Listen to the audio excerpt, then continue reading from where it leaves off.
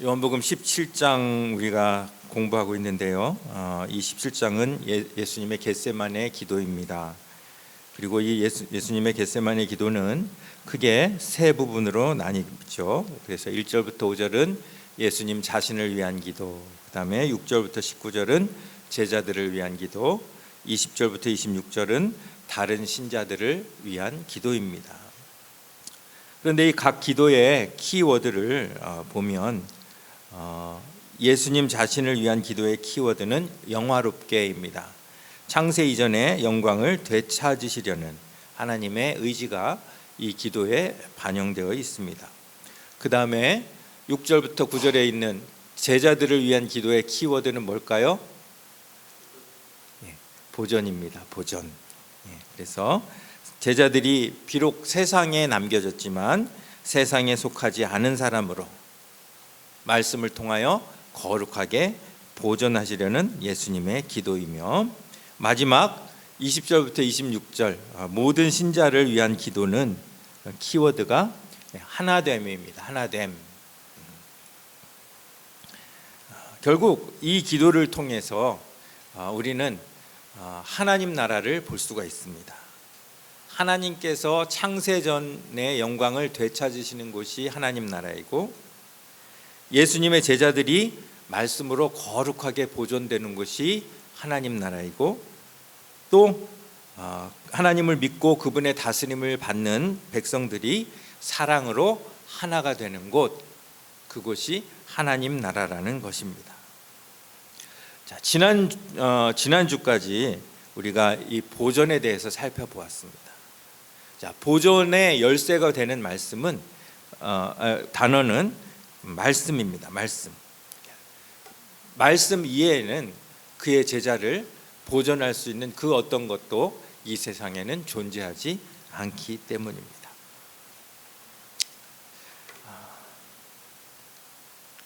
그래서 오늘 이 보존과 자유의지라는 제목으로 여러분들에게 말씀을 드리려고 하는데요. 지난주 어떤 분들과 대화를 나누는 중에 재미있는 논쟁이 벌어졌습니다. 바로 오늘 본문 탕자 이야기를 놓고 두 분의 의견이 갈린 겁니다.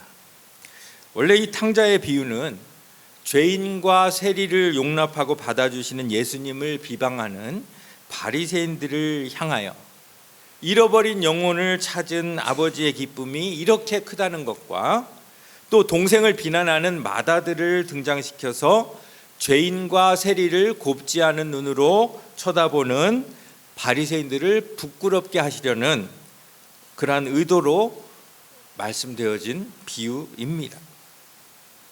자, 우리가 예수님의 비유를 성경을 통해서 여러 번 만나는데요, 비유를 해석할 때 한 가지 원칙이 있습니다. 뭐냐 하면 이 하나의 비유에서 너무 많은 교훈을 찾으면 안 된다는 것입니다. 하나의 비유에서는 오직 하나의 교훈만 찾아야 한다는 것입니다.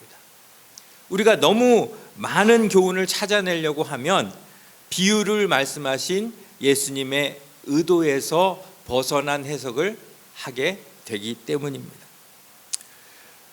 그런데 지금 말씀드렸듯이 이 탕자의 비유의 그 교훈은, 메인 교훈은 뭐냐면 잃어버린 영혼을 찾은 아버지의 기쁨입니다. 그런데 이 두 분이 논쟁을 벌인 부분은 비유의 메인 아이디어와는 좀 동떨어진 그런 부분이었습니다. 아버지의 태도를 놓고 의견이 갈린 겁니다. 기록된 대로 아버지는 둘째 아들이 재산을 나누어 달라고 찾아왔을 때 그의 분깃을 주고 그를 보냅니다. 그 아들이 나가서 돈도 잃고 방탕하게 살 것을 뻔히 알면서도 아버지는 보낸 것입니다. 거기에 대해 한 분은 아버지라면 이렇게 해서는 안 된다. 아들이 나가서 돈 날리고 마음 상하고 몸 버릴 게 뻔히 보이는데 아버지라면 처음부터 아들에게 돈을 주지 말고 집 나가는 것도 말렸어야 한다라고 말씀하셨습니다.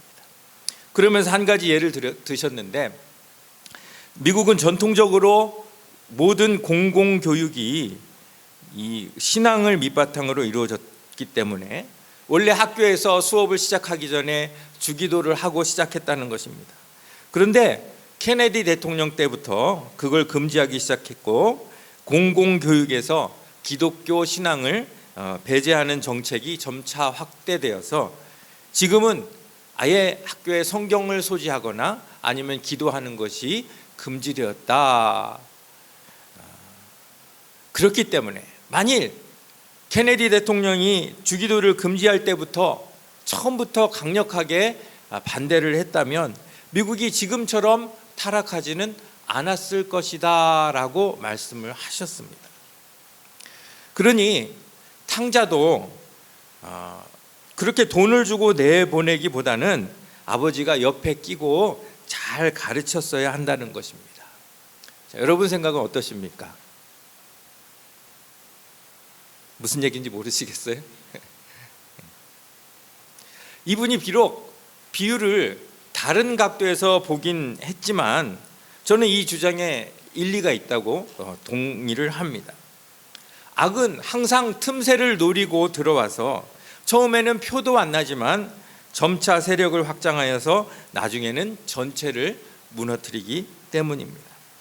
이분의 말대로 아버지가 아들을 지키는 가장 좋은 방법은 처음부터 돈을 나눠주지 않고 집에 붙잡아 놓는 것입니다.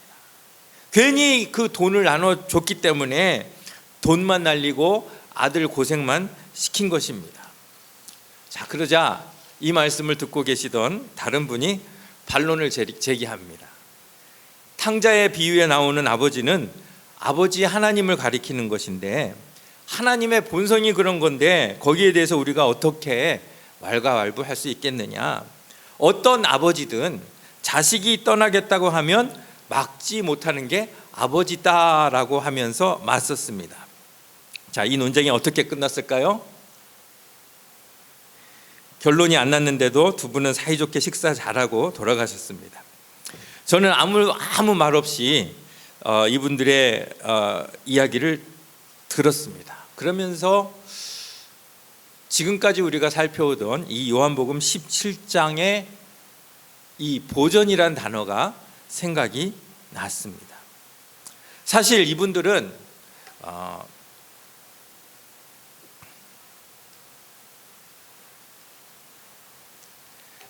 이 탕자 비유의 초점을 잃어버린 영혼을 찾은 아버지의 기쁨에 맞춘 것이 아니라 보전에 맞췄기 때문에 이런 논쟁이 일어나게 된 것이죠. 자, 그렇다면 만일 예수님이 이 비유를 잃어버린 영혼의 초점을 맞춘 것이 아니라 보전에 맞추고 하셨다면 아버지의 태도는 어떻게 바뀌었을까요? 아들을 무조건 아버지 곁에 두고 절대 내보내지 않았을까요? 저는 이 비유를 보전에 초점을 맞춘다고 할지라도 아버지의 태도가 달라지지 않았을 것 같다라는 생각을 하게 되었습니다. 그래서 오늘 이 비유를 요한복음 17장의 보전이라는 그 단어와 연결해서 한번 같이 생각해 보려고 합니다. 아버지의 목적이 보전이기 때문에 아들을 보내지 않고 옆에 늘 끼고 키우는 것이 가장 좋은 보전이라고 생각할 수도 있지만 만약에 그렇게만 생각한다면 옆에 끼고 키우는 것보다 더 좋은 방법이 있죠. 뭡니까? 아예 세상에 태어나지 않게 하고 그냥 하늘나라에서 천사처럼 우리를 살게 하는 것입니다. 우리를 보존하시는 것이 목적이라면 제가 누누이 말씀드렸지만 우리가 예수 그리스도를 구주로 영접하는 순간 그 자리에서 우리를 하늘나라로 데려가시면 됩니다. 요한복음 17장에 적용하면 예수님은 그의 제자들을 남겨두지 않고 승천하실 때 다 데리고 가시면은 보존의 문제는 끝납니다. 그런데 예수님은 굳이 제자들을 세상에 남겨놓고 보존에 대해 고민하셨다는 겁니다. 왜냐하면 하나님이 인간을 만드신 목적이 보존에서 그치지 않기 때문입니다. 하나님은 보존, 그 이상의 목적을, 그 이상의 계획을 인간에게 갖고 계시다는 것입니다. 그래서 인간을 만드시고 하신 첫 번째 명령이 뭡니까? 창세기 1장 28절 말씀, 우리 다 같이 읽어볼까요? 시작. 생육하고 번성하여 땅에 충만하라. 인간을 만드시고 하나님이 보존하라 라고 명령하신 것이 아니라 생육하고 번성하여 땅에 충만하라 라고 한 겁니다. 능동적입니까? 수동적입니까? 보존하면 어떻게 보면 우리가 이렇게 수동적인 그러한 뉘앙스를 들 수 있는데, 하나님의 계획은 처음부터 그게 아니었다는 것이죠. 능동적으로 생육하고 번성하여 땅에 충만하게 하기 위해서 인간을 만드셨다는 것입니다. 하나님의 형상을 입은 인간이 땅에 충만해지는 것은 하나님의 영광이 땅에 충만해진다는 의미입니다. 이미 여러 차례 말씀드렸지만 배가 가장 안전하게 보존될 수 있는 곳은 항구 안입니다. 하지만 배를 지을 때는 항구에 묶어놓기 위하여 짓지 않았다는 것입니다.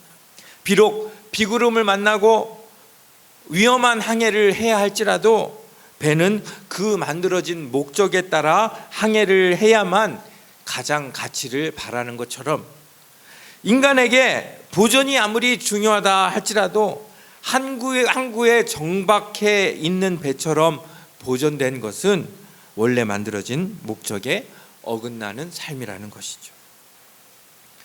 여러분, 중세시대의 수도원을 기억해 보십시오. 수도원은 생육하고 번성하여 땅에 충만하기 위하여 생겨난 것입니까? 아니면 보존을 위해서 생겨난 것입니까? 보존을 위해서 생겨난 것이죠. 예수님이 정말 보존에만 신경을 쓰셨다면 어떤 외딴 섬을 준비해 놓고 제자들을 그곳에 보존하시면 끝입니다. 하지만 예수님은 제자들을 가장 위험한 세상 한가운데 남겨두셨습니다. 무슨 뜻입니까?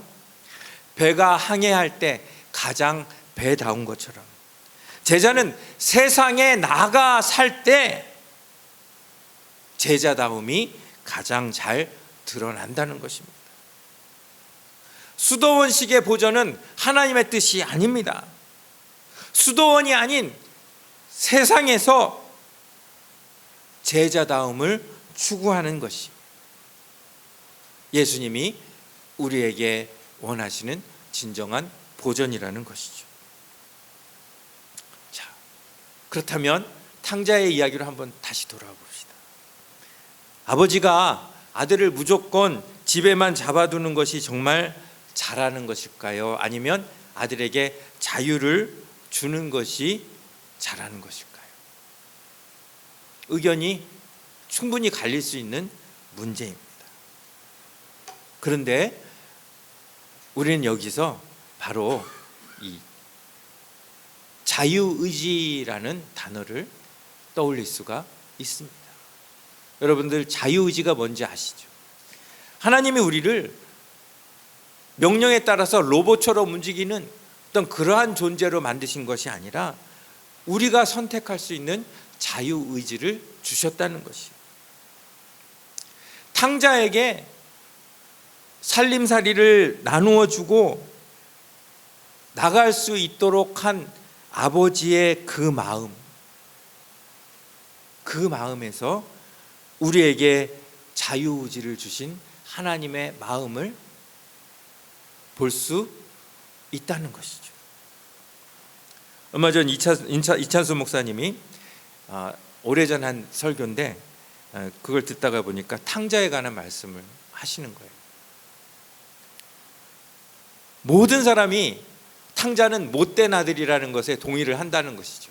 그런데 그 탕자가 못된 아들로 여겨지는 근거가 뭐냐는 겁니다. 탕자가 돈을 다 잃어버리기 때문에 나쁜 아들입니까? 그렇다면 만일 그가 돈을 잘 투자해가지고 아버지한테 받은 재산보다 몇 배로 더 불렸다면 그는 좋은 아들이 되냐는 것입니다. 여러분 어떻게 생각하십니까?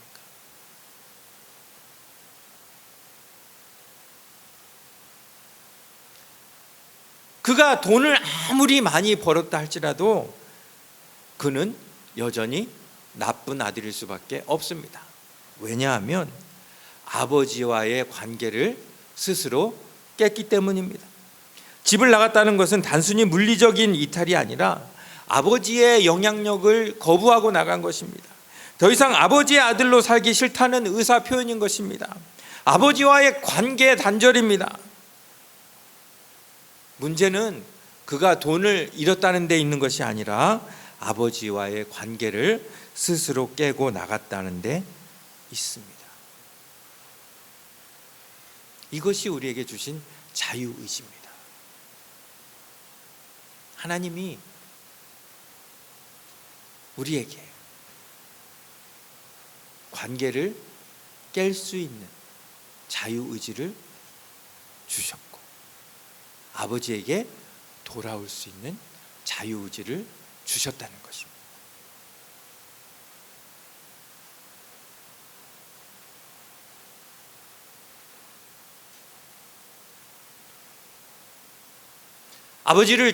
아버지가 아들을 잡아놓고 무조건 옆에 끼고 있다고 해서 아들의 마음이 아버지 밑에 있는 것을 기뻐했을까요?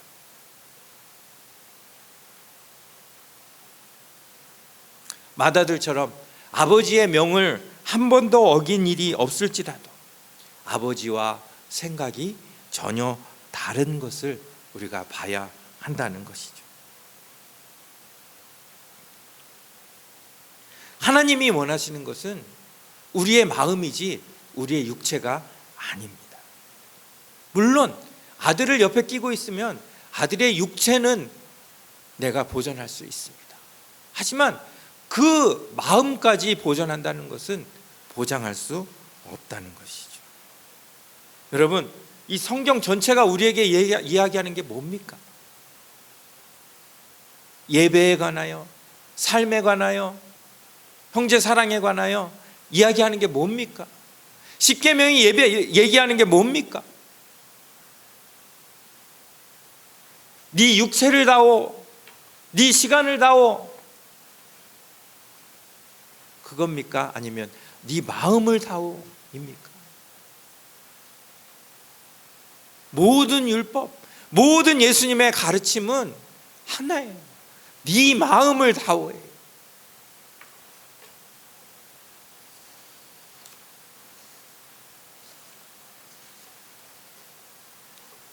그렇기 때문에 예수님이 지금 요한복음 17장에서 제자들을 보존하여 주시옵소서라고 구하는 이 보존은 제자들의 어떤 육체적인 어떤 안위를 이야기하는 것이 아니라 그들의 마음을 보존하여 주시옵소서 구하는 것입니다. 하나님은 우리에게 자유의지를 주신 이유가 뭘까요?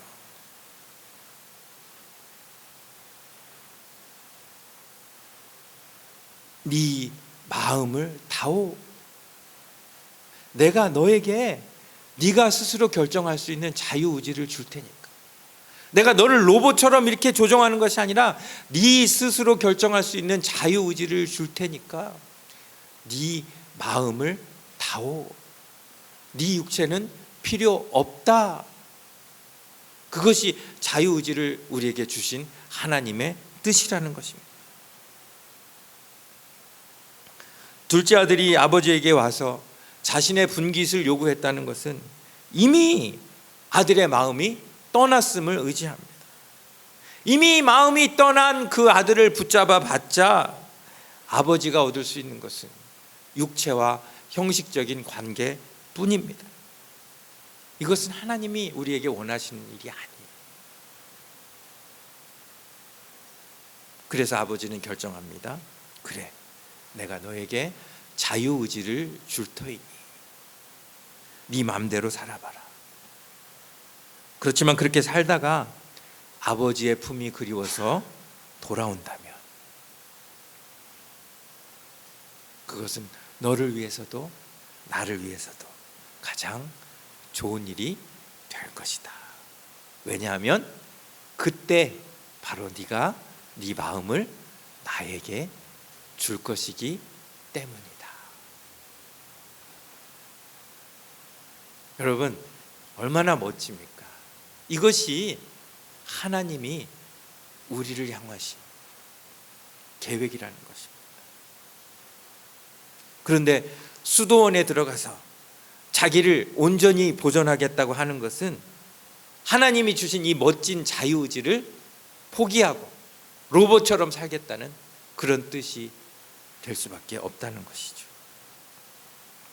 물론 얼마 동안 경건의 능력을 쌓기 위하여 수도원에 들어가는 것은 누구에게나 필요합니다. 하지만 그 보존이 우리 인생의 목적이 되어서는 안 된다는 것입니다. 우리가 세상에 살지만 아버지의 영향력 아래 우리의 마음을 다 드리고 사는 것, 그것이 예수님이 우리에게 원하시는 보존이기 때문입니다.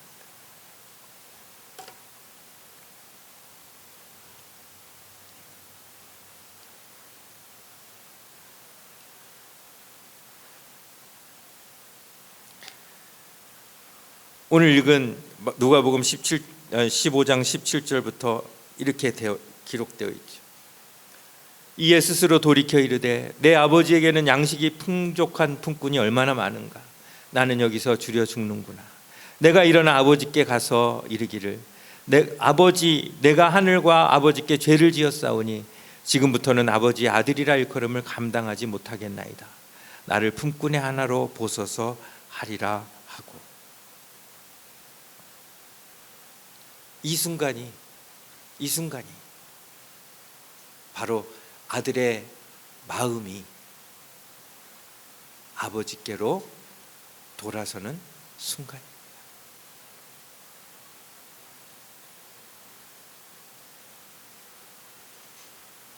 왜 아버지가 그 아들에게 재산을 주고 떠나게 했는지, 아버지가 원하셨던 그 순간, 바로 이 순간이기 때문이라는 것이죠. 왜 예수님이 왜 제자들만 세상에 남겨두셨는지, 왜 하나님이 우리에게 자유의지를 주셨는지, 그 답을 이 탕자의 아버지를 통하여 우리가 배울 수 있는 것입니다.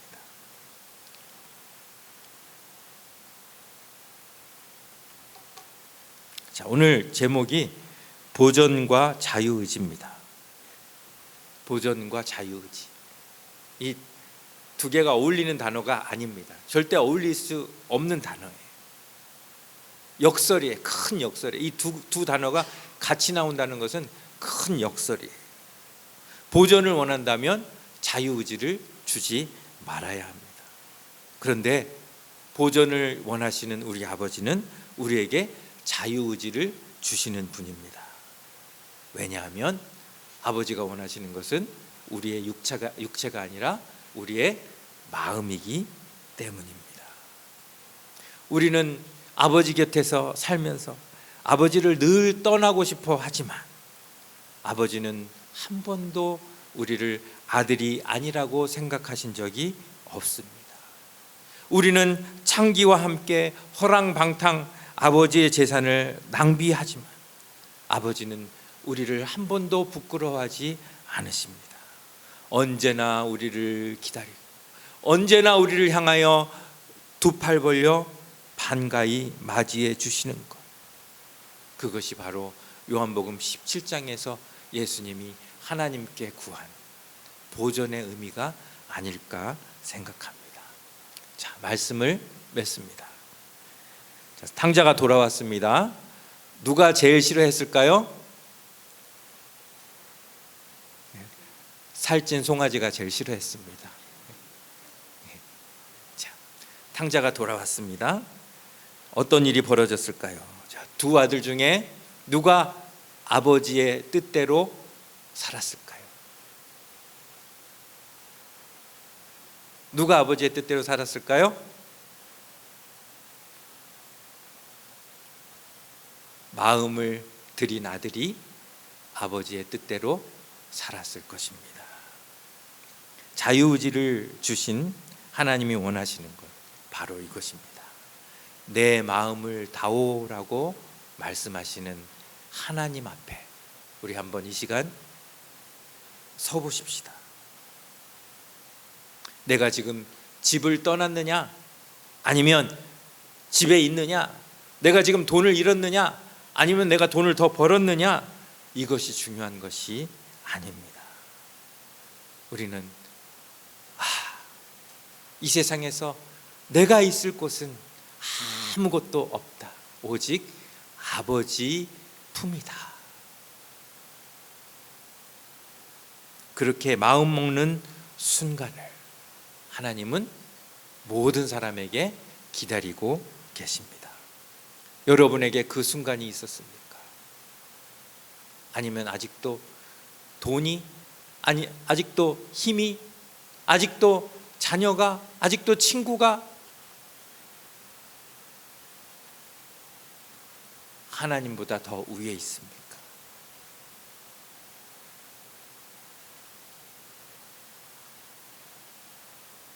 우리에게 자유의지를 주신 그 하나님 아버지를 이 시간 우리 보면서 정말 우리가 하나님께 돌아가는 그 탕자와 같은 그러한 순간이 없었다면 그 순간을 위하여 남은 시간, 남은 세월 동안 정말 그 순간을 달라고 하나님께 매달려야 할 것이고, 그 순간이 있었다면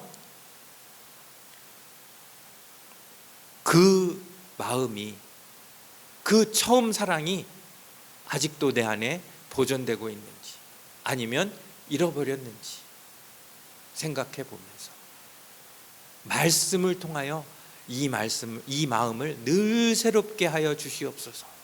우리가 간구하며 나아가야 할 줄로 압니다. 말씀으로 거룩하게 하옵소서.